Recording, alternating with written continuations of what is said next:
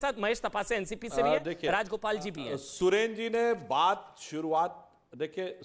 बात शुरुआत अच्छे ढंग से की थी कि आज का यह समय है और यह इस समय एक सकारात्मक बात होनी चाहिए, परंतु उसी के साथ अंतिम वाक्य उन्होंने कहा ये कौन सी बुद्धि का फेर है। मैं वही बताना चाहता हूं कि जब यह साफ दिख रहा था, ऐतिहासिक विषय भी था और विजय भी अवश्य संभावित दिख रही थी। कोई बात नहीं कही, अमन चोपड़ा मैं चुनाव के लिए बोला, एक एक करके मैं चुनाव के लिए नेता के लिए कह रहे थे। नहीं अरे मैं उसी कांग्रेस नेता के लिए कह रहे थे, मैं आपके लिए नहीं बोल रहा हूं मान्यवर। अब आप बोल चुके तो मैं बोल रहा हूं। ठीक है सुधांशु। अरे भाई मेरी बात तो पूरी सुन लीजिए। मैंने तो ये कहा, बात सुनिए, मैं दूसरी बात कर रहा हूं। आपने अमन चोपड़ा के लिए बोला, मैं कांग्रेस पार्टी के लिए बोल रहा हूं। कांग्रेस पार्टी की बुद्धि पे कौन से पत्थर पड़ जाते हैं जब जब उन्हें दिखता है कि ऐतिहासिक परिवर्तन का समय है और जिसमें वो भूमिका निभा सकते हैं, वहां वो पीछे रह जाते हैं। उदाहरण के लिए देखिए, अभी द्रौपदी मुर्मू जी के समय में वो आगे आ सकते थे लीड लेके कि हाँ साहब, हम भी कहते हैं कि अगर महात्मा गांधी ने हिंद स्वराज कहा था, तिलक ने पूर्ण स्वराज्य कहा था, तो स्व के तत्व का पूरा उद्घोष तब होगा जब आज एक आदिवासी वनवासी समाज का व्यक्ति आके बैठेगा, हम साथ में हैं। 2002 में डॉक्टर कलाम हमने राष्ट्रपति के कैंडिडेट बनाए थे। वो तो कभी राजनीति में नहीं रहे, किसी पार्टी में नहीं रहे, पूरे आलमे इस्लाम में उनसे बड़ा साइंटिस्ट नहीं पैदा हुआ। एक मौका था कि आप साथ में आ जाते कंसेंसस में, तो विरोध में खड़े हो गए। 2007 में आप कलाम साहब को दूसरा टर्म देने के लिए आ जाते, तो आप विरोध में खड़े हो गए। तो चुनाव के समय आपकी बुद्धि पर कौन सा राहु काल ग्रसित हो जाता है आकर, यह तो आपको विचार करना चाहिए, तो ज्यादा बेहतर होगा।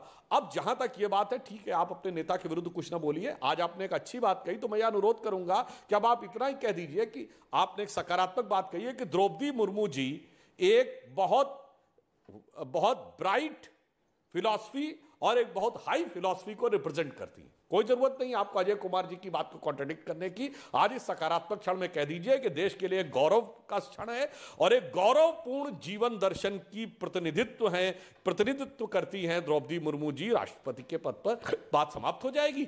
इस समय के वातावरण में पुरानी बात भूलिए और सकारात्मक बात कह दीजिए, इसमें कौन सी समस्या है? अच्छा, प्रधानमंत्री ने ट्वीट किया है, उन्होंने लिखा है कि I would like to thank all those MPs and MLAs across. आ रहा हूं, एक मिनट, मैं प्रधानमंत्री का ट्वीट पढ़ रहा हूं। प्रधानमंत्री ने ट्वीट करा है, I would like to thank all those MPs and MLAs across party lines who have supported the candidature of Srimati Draupadi Murmu, her record victory well for our democracy.